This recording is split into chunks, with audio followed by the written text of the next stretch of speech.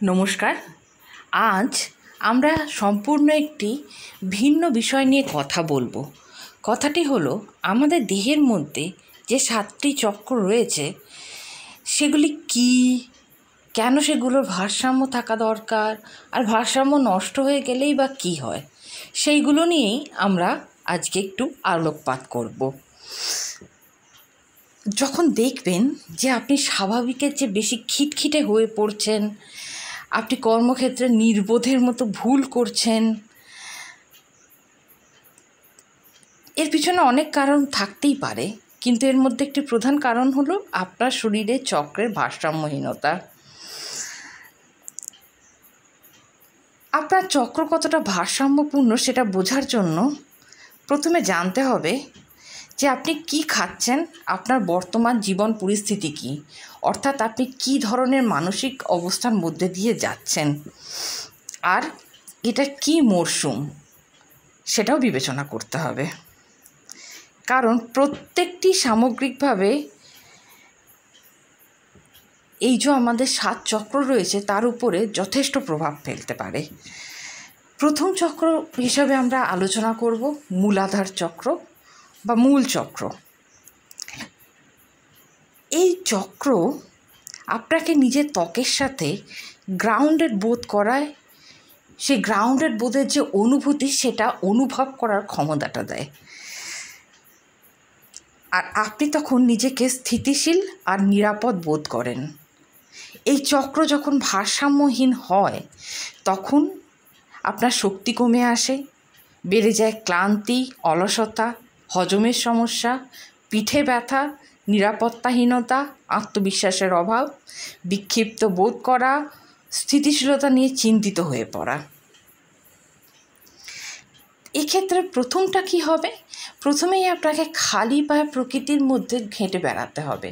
অর্থাৎ আপনি কোনো পার্কে গেছেন বা কোনো পরিষ্কার পরিচ্ছন্ন আপনার উঠোনের সামনে কিছু ঘাস যুক্ত মাটি রয়েছে, তার উপর আপনাকে খালি পায়ে হাঁটতে হবে। অর্থাৎ প্রকৃতির সাথে একাত্ম হয়ে নিজেকে অনুভব করতে হবে, প্রকৃতিকেও অনুভব করতে হবে, নিজেকেও অনুভব করতে হবে। তার সাথে কিছু মেডিটেশন তো অবশ্যই রয়েছে। চলুন এবার যাওয়া যাক পরের চক্র, স্বাধিষ্ঠান চক্র বা স্যাক্রাল চক্র। নাভির ঠিক উপরে নিচের পেটে অবস্থিত এই স্বাধিষ্ঠান চক্র বা স্যাক্রাল চক্র। এই চক্র জীবনে আনন্দ, ঘনিষ্ঠতা অনুভব করার ক্ষমতার সাথে যুক্ত। যখন এটি ভারসাম্যযুক্ত থাকে তখন আপনি মানসিকভাবে স্থিতিশীল বোধ করেন এবং আপনি নিজেকে আরও সৃজনশীলভাবে প্রকাশ করতে সক্ষম হন।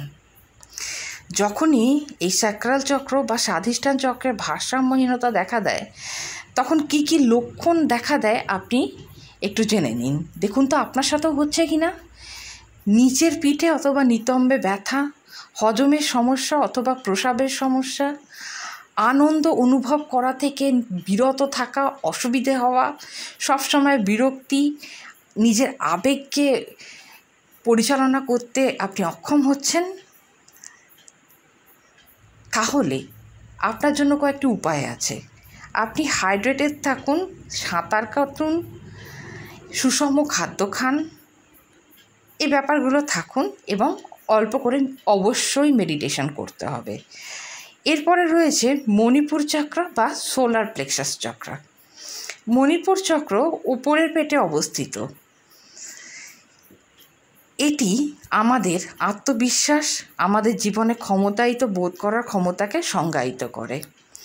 যখন মণিপুর চক্র ভারসাম্যহীন হয়ে পড়ে তখন আপনি ক্রমাগত ক্লান্তি বোধ করেন, শক্তি ক্ষয়ে যাচ্ছে এটা আপনার মনে হয়, আত্মবিশ্বাস ও আত্মমর্যাদার অভাব দেখা দেয়, ঘন ঘন হতাশা, রাগ বোধ হয়, নিজেকে প্রকাশ করতে বা জাহির করতে অসুবিধা হয়।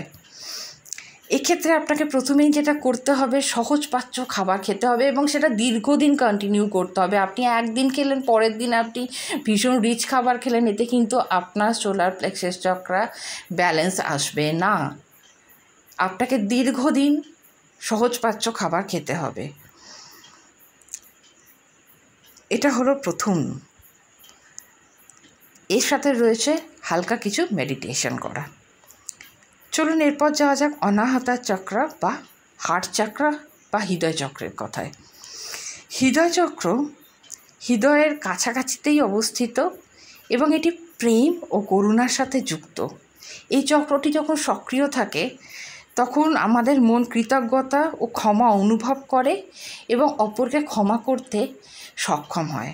যখন এখানে ভারসাম্যহীনতা দেখা দেয় তখন নিজের প্রতি সহানুভূতির অভাব হয়, ভালোবাসা দিতে বা পেতে অক্ষমতা দেখা দেয়, মানসিকভাবে সব কিছু থেকে দূরত্ব বোধ করেন এবং ওপরের পিঠে বা কাঁধে ব্যথা বা টান ধরে। এর জন্য আপনাকে কি করতে হবে? নিজের ভেতরে একটা স্থিতিশীলতা বা ভারসাম্য আনতে হবে। তার জন্য ছোট ছোট কিছু যোগ করার খুব জরুরি। এরপরে আসছে থ্রোট চক্র বা বিশুদ্ধ চক্র। বিশুদ্ধ চক্র আত্মপ্রকাশ, যোগাযোগ ও সৃজনশীলতার সঙ্গে যুক্ত। আত্মপ্রকাশের অর্থ এই নয় যে শুধু নিজেই কথা বলে যাব। অপরকে কথা বলার সুযোগ দেওয়া এবং কখন কোথায় চুপ করতে হয় সেটাও কিন্তু আমাদের এই বিশুদ্ধ চক্র শিখিয়ে থাকে। যখনই বিশুদ্ধ চক্রে ভারসাম্যহীনতা দেখা দেয় তখন সৃজনশীলতা সবার প্রথম ব্লক হয়ে যায়। ঘন ঘন গলা ব্যথা, গলায় ইনফেকশন হয়, সব সময় কথা বলা, কখন চুপ করতে হবে তা বুঝতে না পারা, নিজের জন্য স্ট্যান্ড নেওয়া খুব কঠিন হয়ে পড়ে। এরপর আসে আজনা চক্র বা থার্ড আই চক্র। ভ্রুর মাঝখানে অবস্থিত এই চক্রটি। এটি কেবল আপনাকে নিজেকেই নয়, আপনার চারপাশের বিশ্বকে বুঝতেও সাহায্য করে। আর যখনই দেখবেন যে আপনার ভেতরে মানসিক স্বচ্ছতার অভাব, মাথা ব্যথা বা মাইগ্রেন, দৃঢ় সিদ্ধান্ত নিতে অসুবিধা, অনুপ্রেরণা ও অন্তর্দৃষ্টির অভাব রয়েছে, তখনই আপনি বুঝবেন যে আপনার থার্ড আই চক্র বা আজনা চক্রতে ব্লক দেখা দিয়েছে। এরপর আসছে মুকুট চক্র বা সহস্রার চক্র। আপনার মাথার শীর্ষে অবস্থিত এই সহস্রার চক্র। এই চক্র আপনাকে জীবনের পূর্ণতা, উদ্দেশ্য, অর্থের অনুভূতিকে সংজ্ঞায়িত করে। এটি জীবনকে আলোকিত হওয়ার অনুভূতি ও মহাবিশ্বে আপনার কী স্থান, কী কারণে আপনি এই বিশ্বে এসেছেন সেটা আপনাকে অনুভব করতে সাহায্য করে।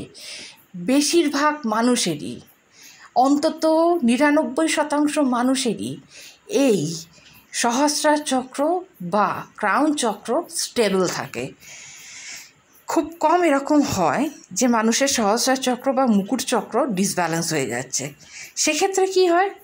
মাথা ব্যথা বা মাইগ্রেন দেখা দেয়, অন্তর্দৃষ্টি দিয়ে বুঝতে অসুবিধা হয়, জীবনের উদ্দেশ্য বুঝতে অসুবিধা হয়, হারিয়ে যেতে ইচ্ছে করে। এই ধরনের কথাবার্তাগুলো আপনাদের জীবনে দেখা দেয়।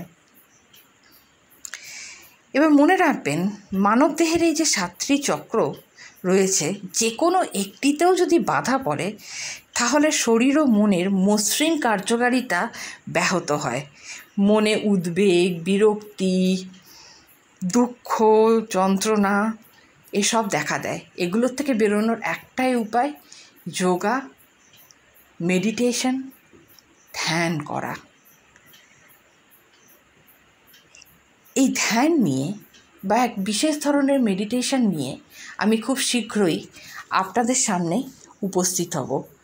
আশা করছি খুব শীঘ্রই আপনাদের সাথে আবার দেখা হবে। আজকের মতো বিদায়। ধন্যবাদ, নমস্কার। ভালো থাকবেন, সুস্থ থাকবেন, চ্যানেল সাবস্ক্রাইব করবেন, পাশে থাকবেন।